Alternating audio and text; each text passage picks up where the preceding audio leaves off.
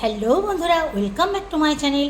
আজ আমি আপনাদের করে দেখাবো চিংড়ি মাছ, নারকেল আর কাঁচা আমের মালাইকারি বা নারকেল দুধের টকও বলতে পারেন।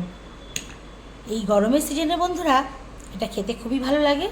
আর এই টক বানানোর জন্য আমি নিয়ে নিয়েছি এখানে 400 গ্রাম ওজনের এরকম চিংড়ি, ভেড়ির চিংড়ি। আর এর মাঝখানে দেখুন, এই যে এটাকে চেলা করে এর যে মাঝখানে একটা কালো রঙের ভুঁড়ির মতো বেরোয়, ওটাকে আমি সব ক্লিন করে ধুয়ে পরিষ্কার করে রেখেছি এটাকে। আর এখানে নিয়ে নিয়েছি একটা বড় সাইজের পেঁয়াজকে কুচি কুচি করে কাটা, আর দুটো কাঁচা লঙ্কাকে চেরানো, আর একটা পেঁয়াজকে এখানে আমি একটু গ্রেট করে নিয়েছি। আর এখানে অল্প একটু আদা রসুনের থেতো নিয়ে নিয়েছি। আর এখানে প্রয়োজন মতো লঙ্কা, হলুদ, ধনে জিরে গুঁড়ো ও নুন নিয়েছি। বাকি যা যা লাগে রান্না করতে করতে আপনাদের সঙ্গে শেয়ার করব। তাহলে বন্ধুরা দেখতে থাকুন কিভাবে বানাই এই কাঁচা আমের নারকেল দুধ দিয়ে চিংড়ি মাছের মালাইকারি। প্রথমেই নারকেলের দুধটাকে আমি ধুয়ে নেব। এই যে কোরানো নারকেল আছে, এখানে আমি দুটো বড় বড় সাইজের নারকেলকে কুড়িয়ে রেখেছিলাম।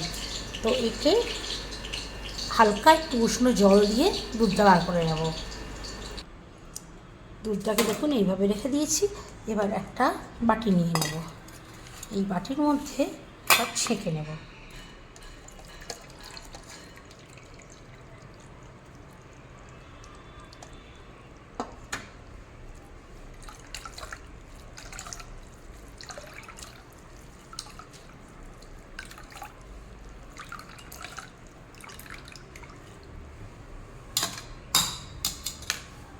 দুধ ছাঁকা হয়ে গেছে। এবারে চলুন ওভেনে যাই, দেখতে থাকুন আমি কিভাবে বানাই। ওভেনে একটা কড়াই বসিয়ে দিয়েছি আর দিয়ে দেব তেল। তেলটা অবশ্যই দেব সর্ষের তেল। সর্ষের তেলের একটা আলাদা ফ্লেভার আছে, যেটাতে চিংড়ি মাছের মালাইকারিটা আরও সুন্দর লাগবে খেতে। তেলের মধ্যে দেব দুটো এলাচ, একটা লবঙ্গ, অল্প একটু দারচিনি কাটা। তেল গরম হয়ে গেছে, এখন তেলের মধ্যে দিয়ে দেব চিংড়ি মাছ।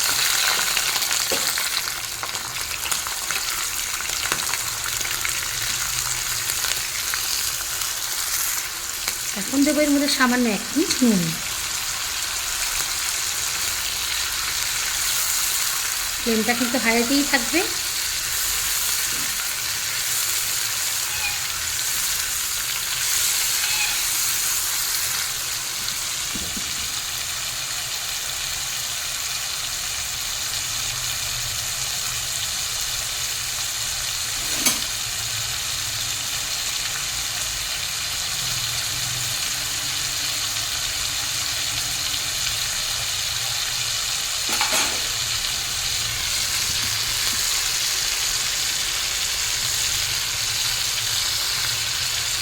চিংড়ি মাছ খুব বেশি ভাজবো না, এতক্ষণ হয়ে গেছে, এবার তুলে নেব।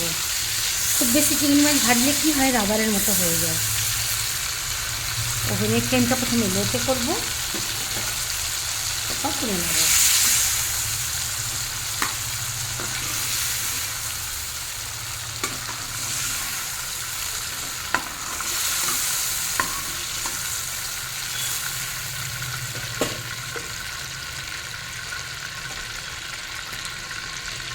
যে তেলটা আছে ওর মধ্যে আরও একটু সর্ষের তেল দেবো।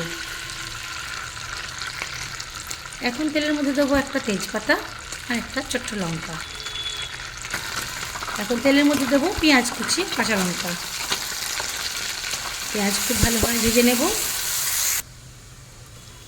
পেঁয়াজ ভালোভাবে ভাজা হয়ে গেছে, এখন এর মধ্যে দিয়ে দেবো থেতো করা পেঁয়াজটা। ফ্লেমটা কিন্তু এখন লোতে আছে।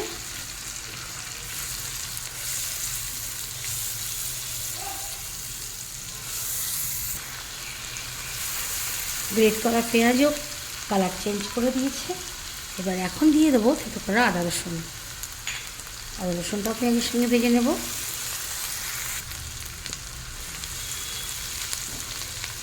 পেঁয়াজ আদা রসুন দেখুন ভাজা হয়ে গেছে। এখন আমি দিয়ে দেবো কুচনো আম। আমটা আমি একটা আমের অর্ধেকটা নিয়েছি আর 4টে ফাঁক করে নিয়েছি। আমটাকে একটু নাড়িয়ে নেব ওর সঙ্গে। এখন আমি দেব মশলাগুলো। মশলাগুলো সব দিয়ে দেবো।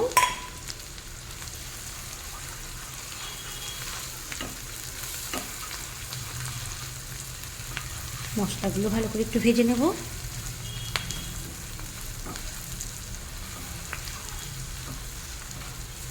মশলা ভাজা হয়ে গেলে এখন দিয়ে দেবো নারকেলের দুধ। এটা অবশ্যই নারকেলের গাঢ় দুধ আমি একবারে তুলে রেখেছি, আর এটা একটু ওপরে দিকে দুধটা। যেহেতু টক দেওয়া হয়ে গেছে, আমি কিন্তু এখনও বন্ধুরা নুন বাছিনি ইউজ করি না, সঙ্গে সঙ্গেই ওটা ইউজ করতে হবে।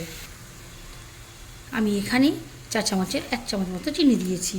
যে যেমন মিষ্টি খাবেন সেই রকম অনুযায়ী চিনিটা ইউজ করবেন। আর নুন তো আমি আন্দাজ মতো দিয়েই দিয়েছিলাম মশলার সঙ্গে। আর এটাকে এরকম খোলা রেখেই করতে হবে, ঢাকা দিলে হবে না, ঢাকা খুলে বারবার নাড়িয়ে নাড়িয়ে করতে হবে। গ্রেভিটা অনেকটা কমে এসেছে, দেখুন উপরে কালারটা কেমন সুন্দর তেলে উঠে আসছে। এই অবস্থায় দিয়ে দিতে হবে ভেজে রাখা চিংড়ি মাছ। চিংড়ি মাছটা দিয়ে একবারও আলতো হাতে নাড়িয়ে দিতে হবে। এবারে ফ্লেমটাকে একটু মিডিয়াম টু লোতে করে দিতে হবে।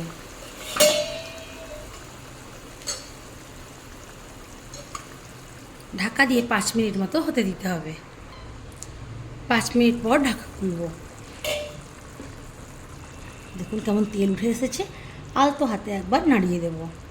তারপর বাকি যে গাঢ় দুধের আমি একটু তুলে রেখেছিলাম ওটা দিয়ে দেব। আবারও 5 মিনিটের জন্য ঢাকা দিয়ে দেব। আবারও 5 মিনিট পর ঢাকা খুলব। ফ্লেমটা লোতেই আছে। আবারও একবার নাড়িয়ে দেব।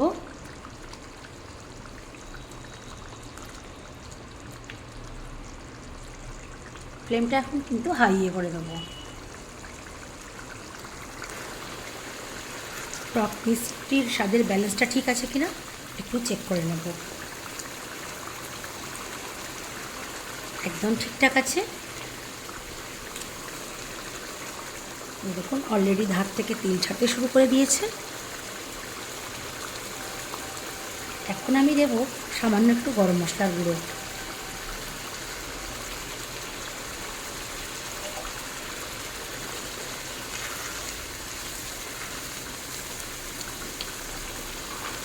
এটা আবারও লোতে করে দেব। আর দেব সামান্য একটু ঘি, একদম সামান্য একটু গলে গেছে, 4 চামচের 1/2 চামচ মতো। ঘি দেওয়ার পরেই দিয়ে দেবো ঢাকা। ওভেনটা অফ করে দেব। ঢাকাটা খুলে একটু দেখাই আপনাদের। দেখুন কীরকম তেল উঠে পড়েছে।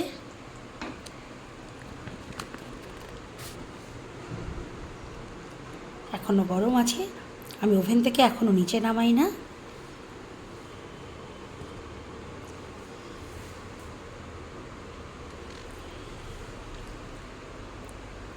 ঠান্ডা হলে ফিরে আসছি।